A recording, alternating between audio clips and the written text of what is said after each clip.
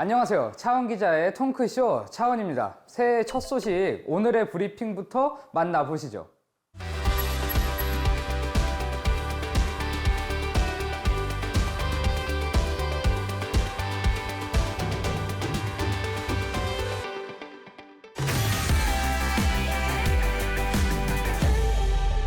국방부가 지난 정부에서 이름이 바뀌었던 북한 정책과를 다시 설치하고 조직 개편을 추진하고 있습니다.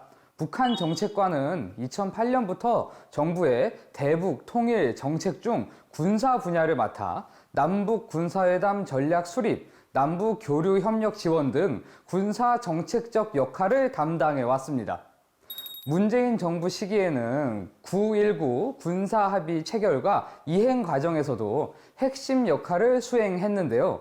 윤석열 정부에서 북한의 오물풍선 도발 등을 이유로 9.19 군사합의에 대해 전면 효력 정지를 선언하며 북한 정책과는 대북 전략과로 이름을 바꾸고 대북 제재 업무를 주로 맡아왔습니다. 대북 전략과는 북한 정책과의 주요 업무였던 남북 군사회담 관련 업무를 대폭 축소하고 북한 정책과에는 없었던 대북 제재 전략 수립 및 업무 조정 통제를 임무 중 하나로 설정했습니다.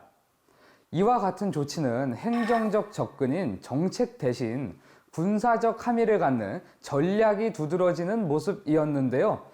국방부는 최근 대통령 업무 보고를 통해 공중, 지상, 해상 순으로 군사적 긴장 완화 및 우발 충돌 방지 조치를 추진하고 궁극적으로는 9.19 군사합의를 완전히 복원한다는 계획을 밝혔습니다.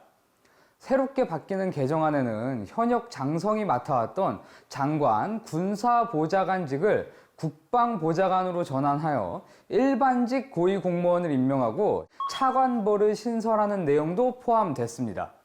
이번 북한 정책과의 부활은 단순히 부서 이름만 바꾼 것이 아니라 국방부가 대북 대응 전략을 대북 제재 중심에서 군사적 긴장 완화와 신뢰 구축 등 정책 중심 기능을 강화하려 한다는 점에서 의미가 있습니다.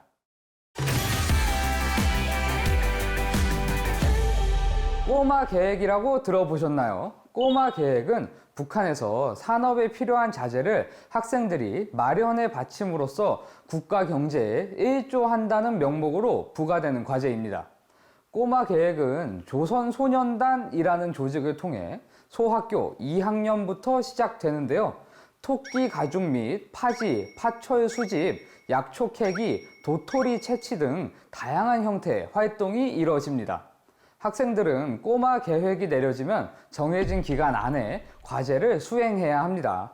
1인당 할당량이 있기 때문에 아이들은 마을과 거리를 돌아다니며 자재를 모으는데요. 토끼 가죽을 마련하기 위해 토끼를 기르는 집도 있고 고철을 내기 위해 철길 레일이나 기차 부품을 뜯어가기도 한답니다. 넉넉한 집안에서는 부족한 물건을 장마당에서 구입해 학교로 보내기도 하지만 그렇지 못한 대부분의 아이들은 학교를 결석하고 해당 물품을 구하러 다닙니다. 학교 과제는 수행하지 못해도 용서받을 수 있지만 꼬마 계획을 완수하지 못하면 1년 동안 비판을 받아야 하기 때문에 학생들은 학교에 가는 걸 포기한답니다. 심지어 학기 도중에 꼬마 계획을 위한 방학을 주기도 합니다. 이를 일명 도토리 방학이라고 하는데요. 1인당 할당량만큼의 도토리를 채취해 오도록 시간을 주는 겁니다. 북한도 다른 나라들처럼 헌법과 노동법, 아동권리보장법 등에서 16세 미만 아동의 노동을 금지하고 있습니다. 북한의 사회주의 헌법 제31조에는 조선민주주의 인민공화국에서 국민이 노동하는 나이는 16살부터이다 라며 국가가 16세가 되지 않은 소년들의 노동은 금지한다라고 명시되어 있습니다. 하지만 꼬마 계획을 통한 조직적 아동 노동은 여전히 진행 중입니다. 겉으로 보기에 꼬마 계획은 북한 살림살이의 보탬이 되기 위해 자발적으로 노동을 하거나 폐품을 수집해 재원을 마련하는 활동으로 포장되지만 실제로는 아동의 강제 노동과 착취를 미화하는 데 활용되고 있는 것이죠. 2010년 이후 태어난 아이들을 알파 세대라고 부릅니다. 지금 초등학교, 중학교에 다니는 아이들이 바로 알파 세대인데요. 알파 세대는 태어날 때부터 스마트폰, AI 등 첨단 기술에 둘러싸여 자란 세대로 개인의 행복과 개성을 최우선으로 여기는 가치관을 특징으로 합니다. 같은 알파 세대이지만 우리와는 너무 다른 북한 아동들의 현실, 북한의 알파 세대도 나이에 어울리는 일상을 살아가고 그에 걸맞는 꿈을 키울 수 있는 날이 오기를 바라봅니다.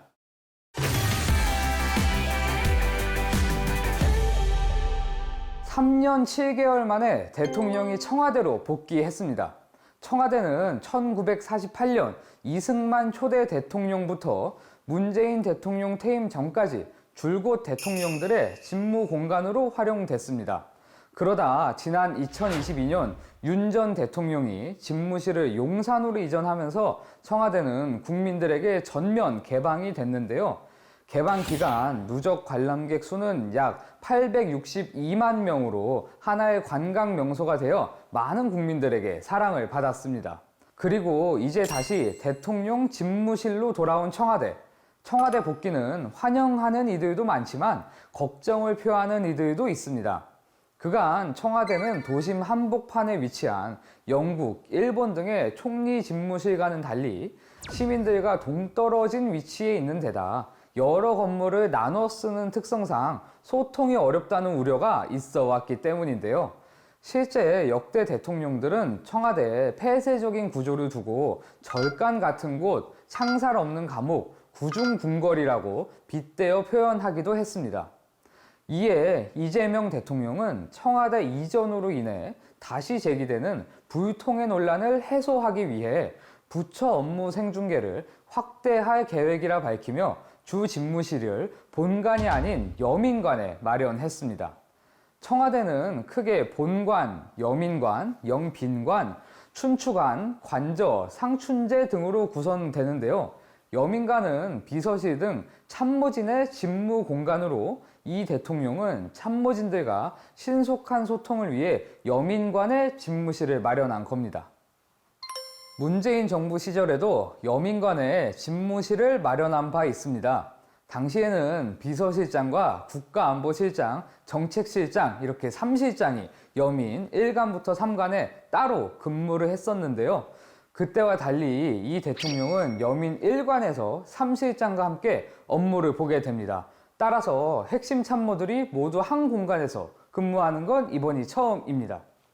여민이란 맹자 양해왕 편에서 유래된 것으로 글자 그대로 해석하면 백성과 더불어 라는 뜻입니다.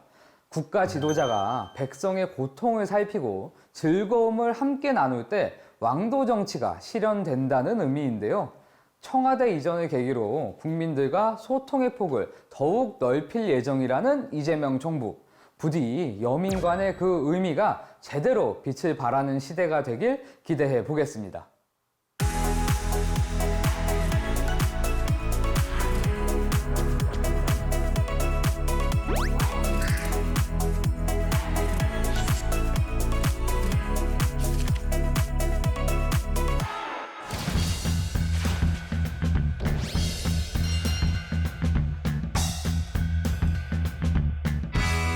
새해 연초 혹시 여행 계획 세우신 분들 계신가요?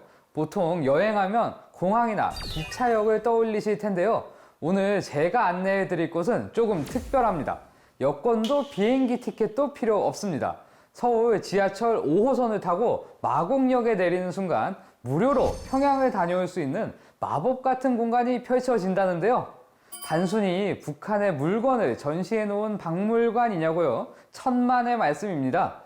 가상현실을 통해 백두산 천지를 거닐고 남과 북의 문화가 하나의 물결로 흐르는 역동적인 현장, 남북 통합문화센터 탐사기, 지금 바로 함께 확인해 보시죠. 네, 안녕하세요. 차은입니다. 오늘은 북한을 공짜로 갈 수 있는 곳이 있다고 해서 와봤습니다. 직접 한번 들어가 보겠습니다.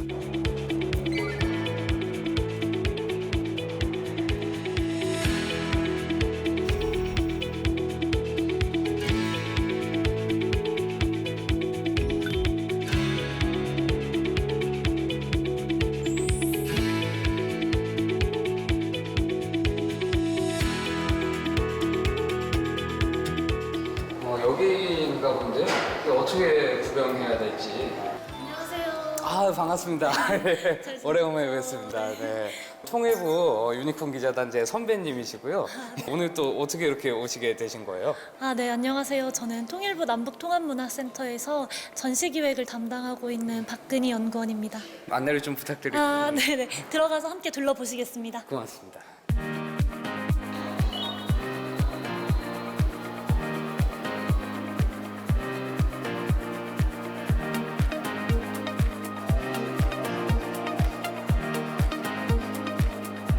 분단의 아픔을 함께 알아보는 공간입니다. 그래서 분단을 통해서 우리가 분단으로 인해서 생길 수 있는 문제점들이 어떤 게 있는지 알아보는 공간인데요. 이제 경제적인 문제, 군사적인 문제도 있을 수 있겠지만 아무래도 분단으로 인해 고통받는 사람들의 이야기가 중요하겠죠. 그래서 사람들의 이야기로 시작을 하는 곳이 바로 이 기획전시관 도입부입니다.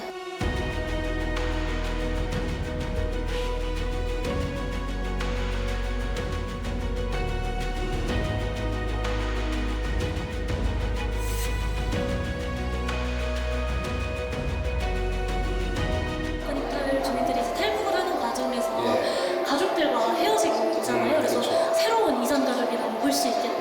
지금 우리나라에 한 3만 2천 명 정도. 네, 누적으로는 3만 5천여 명 정도 5천여 명, 네. 계신데요. 예. 그 중에 이제는 누적이다 보니까 돌아가신 분도 계시고 합니다. 저희 이곳에서 통일향수를 좀 소개를 꼭 드리고 싶네요. 아, 향수인가요, 이게? 네, 향수입니다. 그리고 푸가이라는 소재로 고향의 감각들을 담은 거죠. 어르신분들께 이렇게 위안이 되기도 하고 또 그곳에 가보지 않은 사람들에게는 그런 고향에 대한 그리움을 불러일으키는 마음을 좀 공감해 줄 수 있게 만든 향수입니다. 또 이 향으로 되는 기억이 되게 오래 가더라고요. 그렇죠, 그렇죠. 이 경주에 유명한 소나무 숲이 하나 있잖아요. 그런가요? 제가 경주를 네. 잘 몰랐네요. 근데 거기서 제가 느꼈던 기억이 지금 막 떠오르는 그래요? 거예요. 이거를 맡으니까. 그래서 이제 남한과 북한의 그런 또 장소들이 자유롭게 오갈 수 있는 날이 왔으면 좋겠다. 이런 생각이 또 드네요.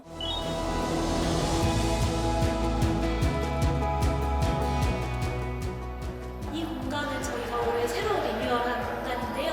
천 개의 마음 하나의 작품이라는 이름으로 진행을 하고 있는 공간입니다.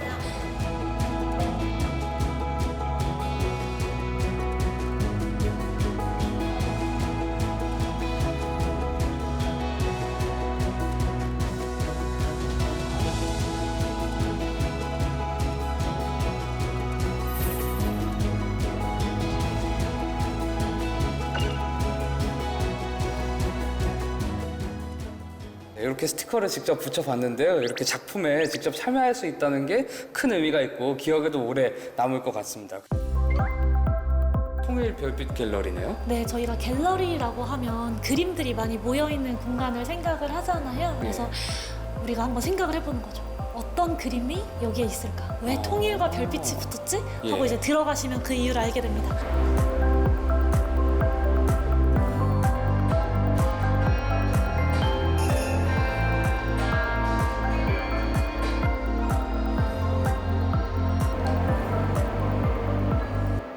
여기 DMZ 두루미인가요, 이 친구가? 네, DMZ 좀 저희 방송 1회 때 두루미 보러 갔거든요. 예. 무슨 색으로 그리는 게 초록색이 있군요.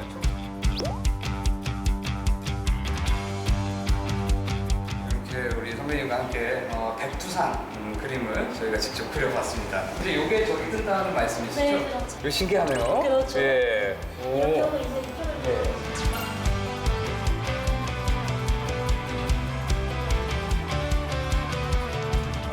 진짜 이렇게 제가 그린 게 바로 스캔해서 뜨니까 재미있죠? 그 과정을 직접 제가 다 경험하는 거 아니에요? 여기는 어딘가요? 네, 통합문화 체험관 들어가시겠습니다.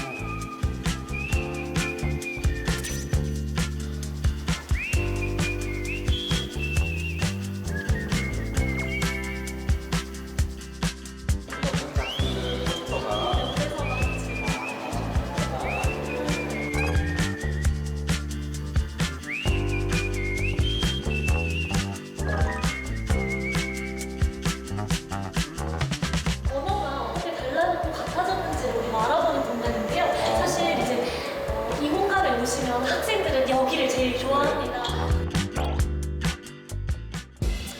마지막은 뭘까요?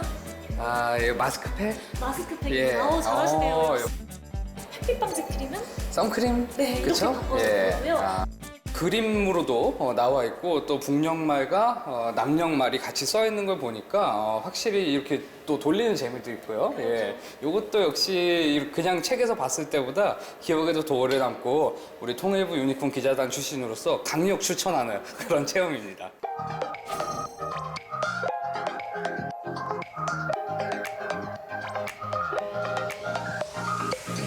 이쪽에 뜨는 말이 남한말 좀 북한말이 뜰 거예요. 예. 같은 말을 동리어를 찾아서 넣어주시면 되고 장모는 가시어머니, 인민보안은 원어는 경찰관, 채우수 첼루소 첼리스트. 그렇죠. 같이 아버지가 어림잡아 통일부 기자단의 명예를 이렇게 지켰다. 완전히 다 알지 못했는데요. 그래도 확실하게 좀 더 정확하게 그죠, 더 유추할 수 다양한 있는. 단어들을 유추해보면서 알게 되니까 기억에도 더 오래 남을 것 같고 여기 꼭 한 번씩 다들 체험해보셨으면 좋겠습니다. 좀 많이 이렇게 둘러봤는데요. 북한 여행은 어디 가서 할 수 있나요? 네, 저희가 여기 있는 통일시대 자동차 여행이라는 콘텐츠를 통해서 체험을 해보실 수 있는데요. 서울의 한남대교에서 출발을 해서 북한의 백두산 천지까지 제한 시간 내에 운전을 잘하신다면 도착하실 수 있는 콘텐츠입니다. 서울에서 공짜로 북한 여행을 갈 수 있는 거군요. 네. 예. 목사 이런 거. 대충이구나.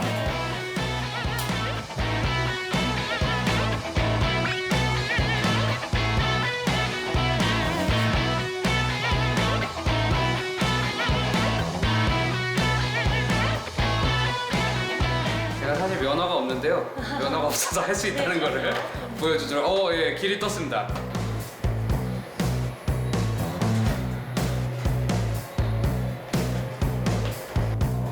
한문점 나왔습니다. 네. 네.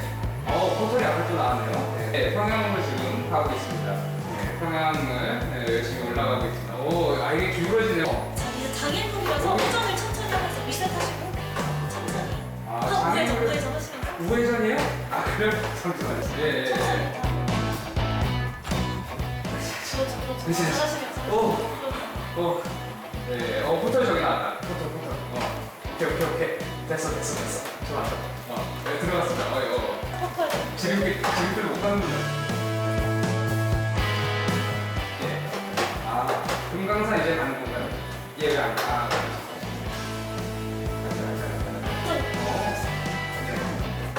금강산에 왔습니다. 네. 백두산 장군봉으로 가는데요? 장군봉이 어디 있어요, 근데? 갈색 길을 최대한 따라서 알겠습니다. 예. 꼬리 나셨고요. 자, 정말요? 도착하셨으니까 주변에 둘러볼까요? 빼지 마시고 진짜 앞에 천지가 있고. 네, 여기까지. 네. 일단 성공해서 매우 기쁘고 싶고요. 실패하면 어떡하나 걱정했는데, 그리고 실제로 북한의 길을 운전해볼 수 없잖아요. 북한에 갈 수도 없고, 저 면허도 없고. 그렇죠. 그렇지만 이 VR 시험을 통해서 직접 가보니까 정말 생생하게 진짜 갔다 와본 것처럼. 굉장히 좀 현실감이 있죠. 예, 현실감 가깝게 느껴지고, 더 이게 가까워지고, 빨리 한번 직접 가보고 싶다. 이런 생각이 들고, 그러네요. 이곳은 도서관인데요. 탈북 작가들의 책이나 북한의 자료들을 볼 수 있는 곳입니다. 어떤 책들이 있나 참 기대되는데요. 직접 확인해 보러 가겠습니다.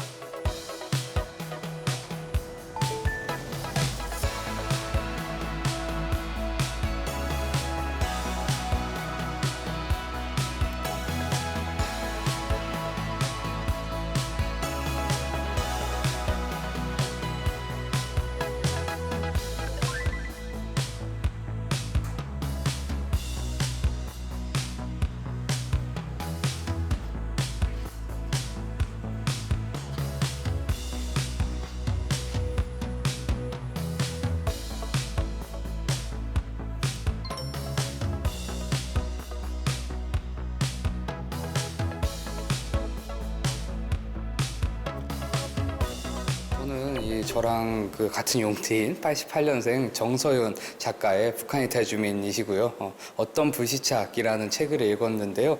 이렇게 탈북을 해서 남한에 와서 어떻게 이분이 적응을 하시고 살아나가게 되셨는지에 대한 생생한 기록입니다. 그것들을 접할 수 있어서 좋았고 또 많은 북한 이탈 주민들이 더 살기 좋은 우리 사회가 됐으면 좋겠다 이런 생각을 하게 됐습니다.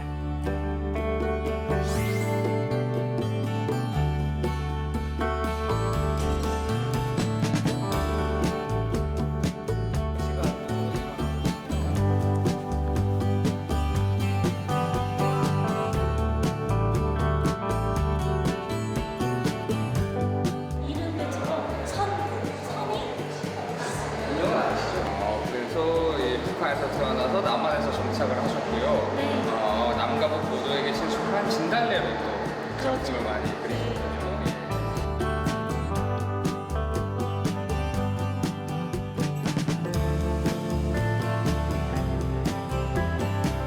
이런 작품들 보면 아까 설명 주신 것처럼 그 북한의 그런 방식을 그렇죠. 예, 사용하신 것 같아요. 거기서 흔히 쓰는 구도와 배치잖아요. 그렇죠. 그래서 네. 굉장히 이제 저희가 삼전화라고 얘기하는 포스터, 삼전화의 예, 그쵸. 기법을 사용을 하고 있고 예. 글자를 쓸 때에도 그러한 형태의 폰트를 사용을 하셨는데 예. 내용은 본인이 생각하는 것을 담았다는 게 재미있는 야, 변주이죠.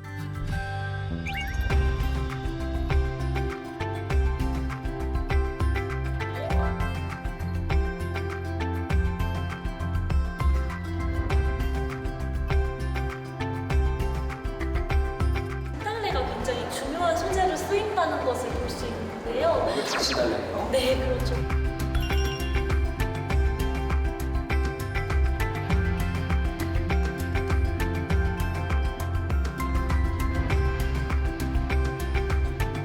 굉장히 다채로운 전시다라는 게 느껴졌고요. 또 중요한 게 통일이잖아요. 통일에 대한 이 작가의 진심이 느껴지는 그런 전시였습니다. 여기 이렇게 소감을 적는 공간도 있는데요.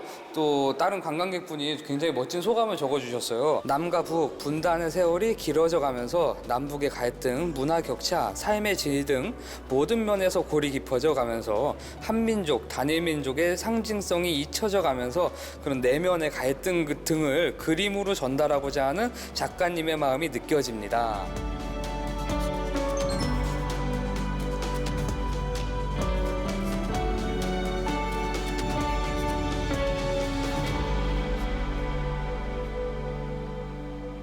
저는 우리 이 선무 작가님 이름을 따서요, 38 선이 무가 되는, 선이 없어지는, 38 선이 없어져서 우리 분단이 해제되고 남북이 하나 되는 그런 날을 기원하는 심정으로 글을 적었습니다.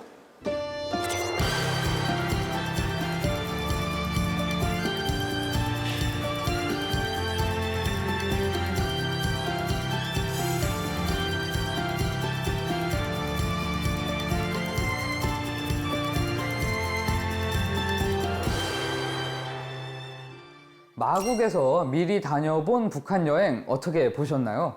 저는 센터를 다녀온 후 그런 생각이 들었습니다. 우리가 북한을 멀다라고 느꼈던 건 물리적인 거리 때문이 아니라 서로에 대해 너무 몰랐기 때문이 아닐까 하고요. VR로 백두산을 보고 기획 전시실에 그림 한 점을 유심히 살피는 시간 속에서 저는 마음의 경계가 조금씩 허물어지는 것을 느꼈습니다. 이렇게 문화를 통해 서로를 알아가는 시간들이 쌓이다 보면 언젠가 VR 기기 없이도 평양 거리를 걷는 날이 오지 않을까요? 오늘 제가 전해드린 이 따뜻한 경험이 시청자 여러분들께도 기분 좋은 설렘이 되었길 바랍니다. 저 통파원 차원은 다음 주에도 남북의 마음이 닿는 현장을 찾아 다시 돌아오겠습니다.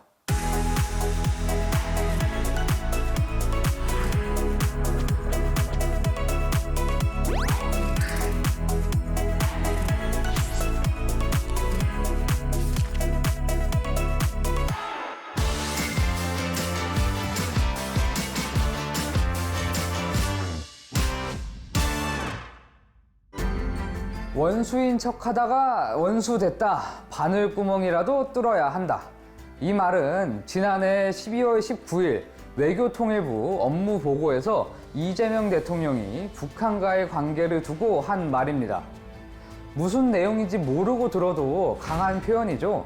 그만큼 현재 남북 관계를 심각하게 보고 있다는 뜻이기도 한데요. 이 대통령이 말한 바늘구멍은 무엇을 의미하는 걸까요? 남북 관계에 대해 심각하다고 진단한 이유를 이번 발언을 중심으로 집중 탐구해 보겠습니다. 지난 12월 19일 외교통일부 업무 보고에서 이재명 대통령은 한마디로 남북 관계를 진단했습니다. 과거에는 원수인 척 했는데 요즘은 진짜 원수가 돼 가는 것 같다. 이 말은 최근 남북 관계를 역사상 최악, 고도의 적대 국면으로 평가한 것인데요. 여기에 남북 간에 소통하고 대화하고 협력하며 공존, 공영의 길로 가야 하는데 지금은 바늘구멍 하나 들어갈 여지도 없다라고 덧붙였습니다. 그러니까 현재를 완전 단절 상태로 규정한 겁니다. 단순히 관계가 나쁘다는 수준이 아니라 긴장을 완충할 최소한의 장치조차 사라졌다는 인식이 담긴 표현이었죠. 남북 관계 진단에 이어 이 대통령은 남북 정책 기본 원칙을 다음과 같은 발언으로 제시했습니다. 굳이 심하게 다툴 필요가 없고 적대성이 강화되면 경제 손실로 직결된다. 강대강 대치가 가져오는 실익이 거의 없다는 점을 강조한 것입니다. 또 싸울 필요가 없게 만드는 것이 안보라고 말했는데요. 군사력 과시보다는 갈등 예방과 평화 유지가 최고의 안보라는 점을 분명히 했습니다. 그렇다면 통일부에는 어떤 역할을 요구했을까요? 인내심을 갖고 선제적, 주도적으로 남북 간 적대가 완화되고 신뢰가 싹트도록 최선을 다해야 한다. 그것이 통일부의 역할이라고 강조했는데요. 이어 7년 가까이 계속된 단절 상황을 언급했습니다. 바로 이때 바늘구멍이라도 뚫어야 한다라며 통일부가 남북 대화, 협력의 최소한의 통로를 다시 여는데 집중할 것을 주문했습니다. 뿐만 아니라 외교부와 통일부의 교통 정리에도 나섰는데요. 외교부에는 경제 영토를 확장하는데 외교가 가장 큰 역할을 한다라고 했습니다. 제외 공간이 문화, 경제, 진출의 교두보, 천병 역할을 해야 한다고 강조한 거죠. 두 부처 관계에 대해서는 각 부처가 고유한 입장을 가지는 게 대외 정책 공간을 넓히는데 도움이 된다라고 말했습니다.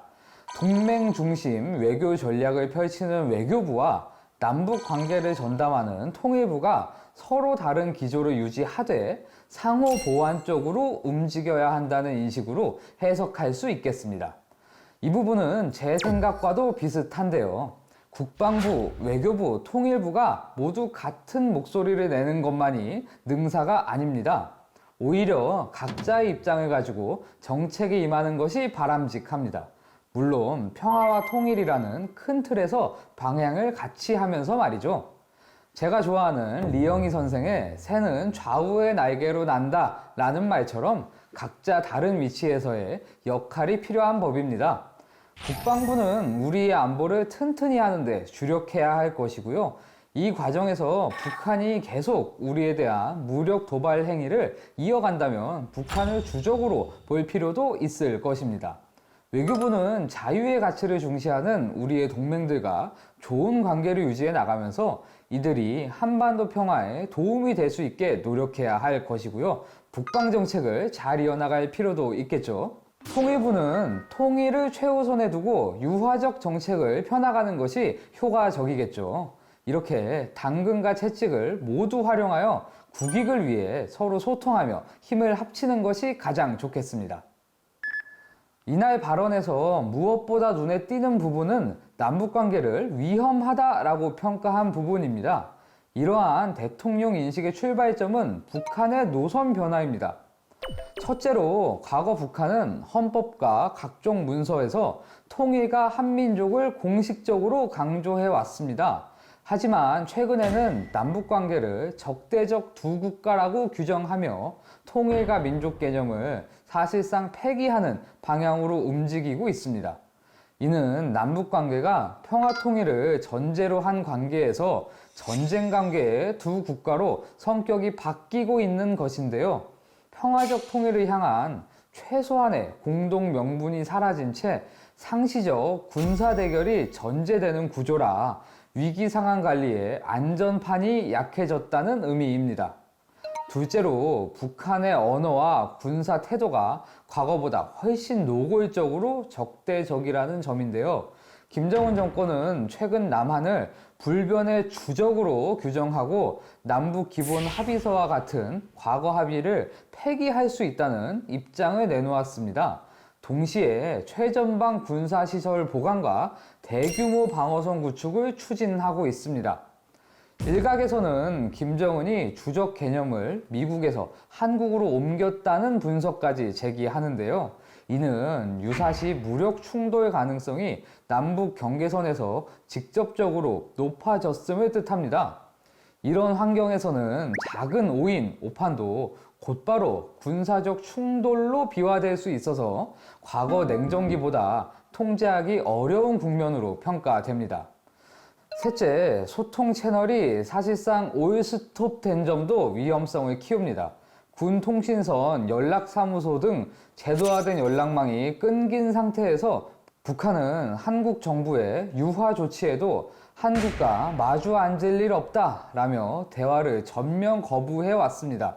남북이 긴장을 시키거나 위기를 조정할 수 있는 기본적인 회로가 막히다 보니 이 대통령 표현대로 바늘구멍 하나 들어갈 여지조차 없는 상황이 된 것입니다. 그 결과 군사, 정치적 긴장은 높아졌는데 이를 완충해줄 대화, 협의 구조는 거의 사라진 불안정한 고립 대치 구도가 형성됐다고 볼 수 있습니다. 이재명 대통령은 과거에는 남북이 원수인 척 했는데 요즘은 진짜 원수가 된 것 같다는 말을 통해 겉으로는 적대했지만 속으로는 언젠가 통일해야 할 같은 민족이라는 최소한의 인식이 있던 시절과 지금을 비교했습니다. 냉전기에도 남북은 서로의 체제를 비난하고 군사훈련으로 맞섰지만 동시에 남북 기본 합의서 6.15, 14선언 등 평화 공존과 통일을 전제로 한 합의를 반복해 왔습니다. 이 시기 적대는 체제 경쟁의 일환이었지만 근본적으로는 언젠가 통일해야 한다는 전제가 깔린 원수인 척에 가까웠다는 얘기입니다. 반면 최근 북한은 스스로 그 전제를 거두어 들이고 있습니다. 김정은 정권은 남북을 적대적 두 국가로 규정하고 헌법에서 평화통일 민족 관련 조항을 삭제하는 방향으로 개정하는 작업까지 추진하고 있습니다. 학계 보고서는 이것이 통일 정책의 구조적 전환이자 민족 개념에 기반한 통일 담론의 폐기를 뜻한다고 평가합니다. 남북이 더 이상 같은 민족 잠정 분단이 아니라 전쟁 관계의 별도 국가로 서로를 인식하도록 만들려는 전략이라는 것입니다. 이 대통령은 남측 내부의 태도 변화도 함께 겨냥했습니다. 그는 업무 보고에서 불필요하게 강대강 정책을 취하다 보니 정말로 증오하게 됐다라고 지적했는데요. 과거에는 정치적 레토릭 차원의 반공, 반북이 컸다면 이제는 제재, 군사훈련, 상호 비난이 일상화되며 적대감 자체가 일상 정서로 굳어졌다고 진단했습니다. 특히 북한 주민을 향해 각종 오물풍선이나 전단이 오가는 상황은 서로에게 상처만 키우면서 실제 안보에는 별 도움이 안 되는 감정의 악순환이라는 인식이 깔려 있습니다.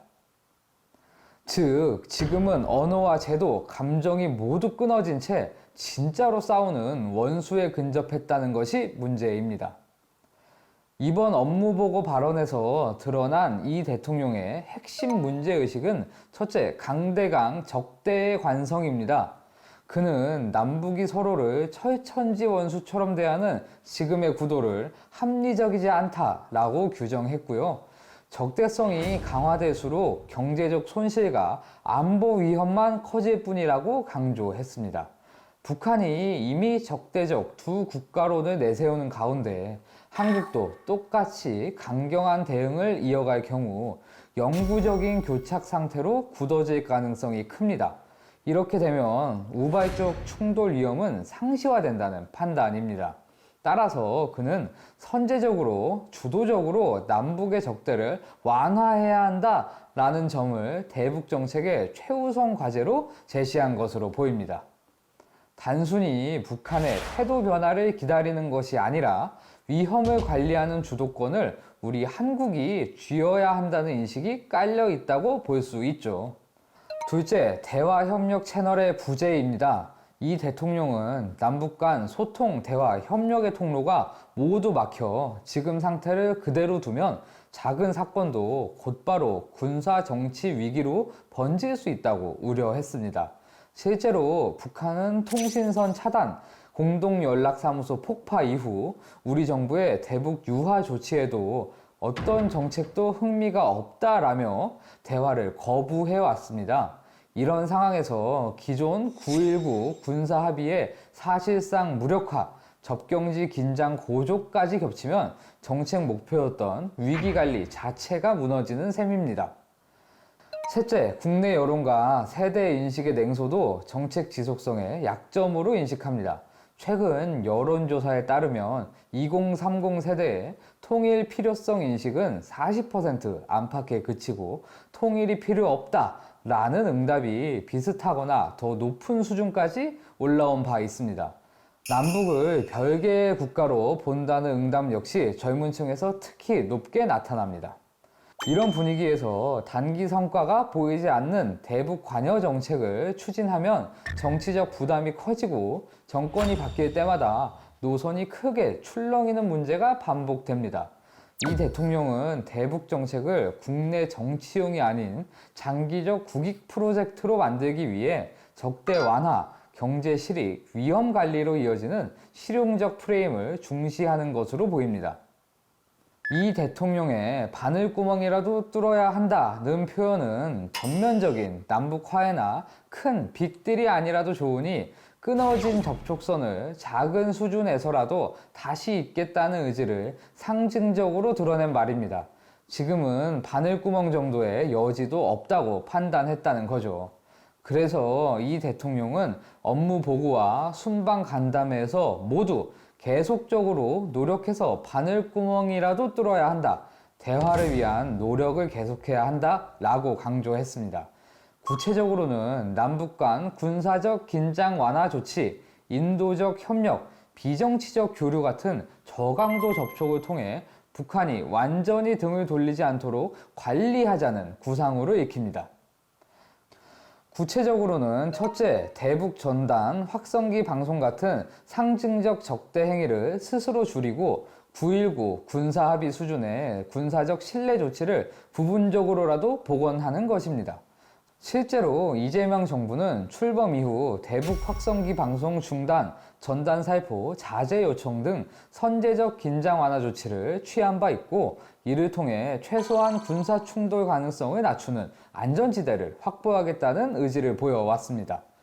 둘째, 코로나 이후 중단된 인도적 지원, 보건, 재난 협력, 이산가족 문제 등 비정치적 영역에서 대화 제안을 반복하며 북한의 반응을 유도하는 방식입니다.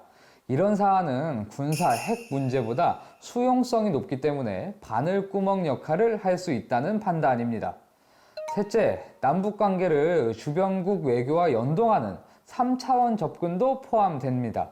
이재명 정부 대북 정책은 남북만 상대하는 2차원 접근이 아니라 한미, 한중, 한일 협력을 활용해 북한이 대화 테이블에 나오는 환경을 만드는 전략을 제시합니다.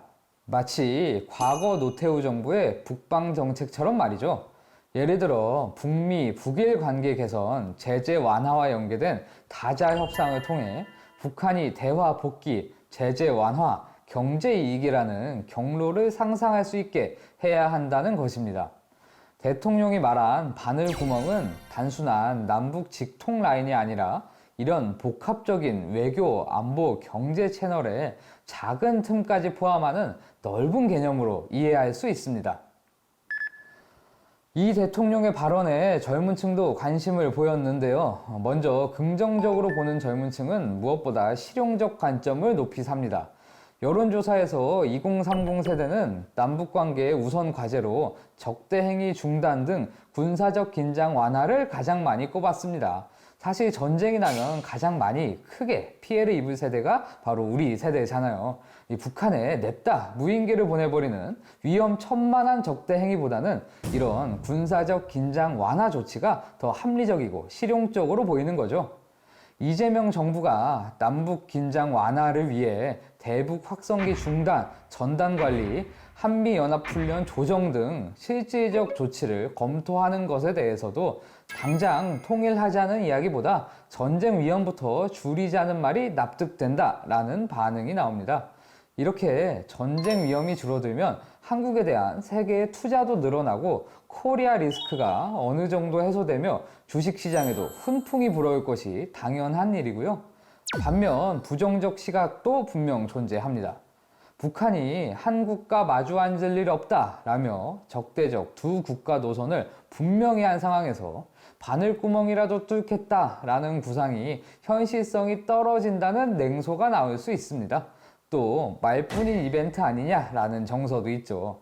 하지만 제가 보기에는 지금 당장 대안이 없습니다. 북한하고 전쟁할 거 아니잖아요. 저도 더 오래 살고 싶거든요. 한동훈 전 국민의힘 대표도 통일은 하고 싶냐 아니냐 선택의 문제가 아니다라며 북한 체제가 붕괴했을 때 반드시 영토화하고 통일을 체계적으로 잘 준비해야 한다라고 말한 바 있는데요. 방식은 다를 수 있어도 평화와 통일을 준비하는 방향은 같아야겠습니다. 이 대통령은 이번 업무 보고에서 통일부의 역할을 강하게 강조했습니다. 선제적으로, 주도적으로 남북의 적대가 완화될 수 있도록 최선의 노력을 다해야 한다. 그것이 통일부의 역할이라고 못 박으며 과거처럼 단순한 관리 부처가 아니라 적극적인 관여 부처가 되어야 한다고 주문했습니다. 또한 쉬운 일은 아니지만 포기할 일이 아닌 것도 분명하다라고 덧붙여 북한의 완강한 태도에도 불구하고 통일부가 꾸준히 접촉 가능성을 탐색해야 한다는 점을 분명히 했습니다. 구체적으로 요구한 방향은 3가지 정도로 정리됩니다. 첫째, 적대 완화와 위기 관리의 전담 창구입니다. 이 대통령은 남북 접촉이 완전히 끊긴 상황을 문제 삼으며 군사적 긴장 완화 조치와 비상대화 채널을 다시 설계하는 일을 통일부가 중심이 되어 추진하라고 주문한 것으로 해석됩니다. 둘째, 인도적 비정치적 교류의 재개입니다.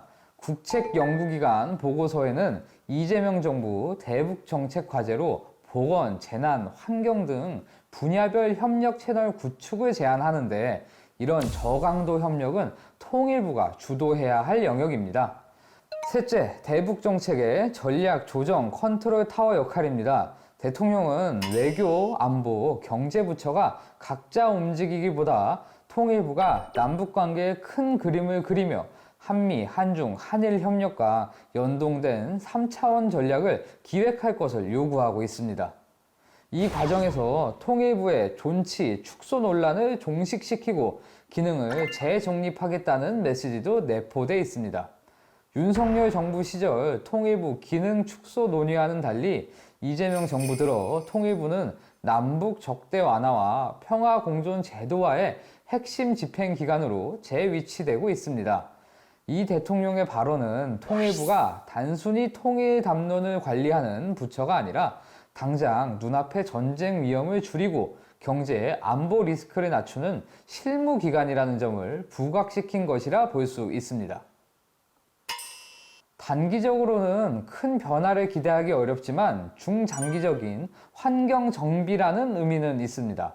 북한은 이미 작년 7월 김여정 노동당 부부장 담화를 통해 서울에서 어떤 정책이 수립되든 흥미가 없다라며 이재명 정부의 유화 메시지를 평가절하했고 한국과 마주 앉을 일 없다라고까지 못 박은 상태입니다. 또 남북관계를 조한관계, 즉 동족이 아닌 전쟁관계의 적대적 두 국가로 규정하고 평화통일과 민족 개념을 공식 폐기하는 노선을 유지하고 있습니다. 이런 상황에서 한국 쪽의 메시지 변화만으로는 북한이 즉각 태도를 바꾸기는 어려워 보입니다. 다만 북한 입장에서 계산해야 할 변수들이 존재합니다. 첫째, 심각한 경제난과 대외 고립입니다. 각종 정세 평가 보고서는 2025년을 김정은 정권 출범 이후 가장 어려운 해가 될 수 있다고 진단하면서 러시아와의 군사 협력, 제재 심화, 시장 위축 등으로 북한 경제의 어두운 전망을 지적합니다. 이럴 때 남측이 군사적 압박보다 긴장 완화, 경제 협력의 문을 조금이라도 열어두면 중장기적으로 북한이 출구 전략으로 활용할 여지를 만들 수도 있습니다. 둘째, 미중러 등 주변국 구도 변화입니다. 미국의 대북 우선순위가 낮아진 대신 한미, 한중, 한일 간 협력 구도가 새로 짜이고 있고 북한의 러시아 편향은 중국의 레드라인을 건드리고 있습니다. 이런 변화 속에서 한국이 대화의 문은 열려 있다라는 이미지를 유지하는 것은 향후 다자 협상에서 외교적 주도권을 확보하는 데 의미가 있습니다.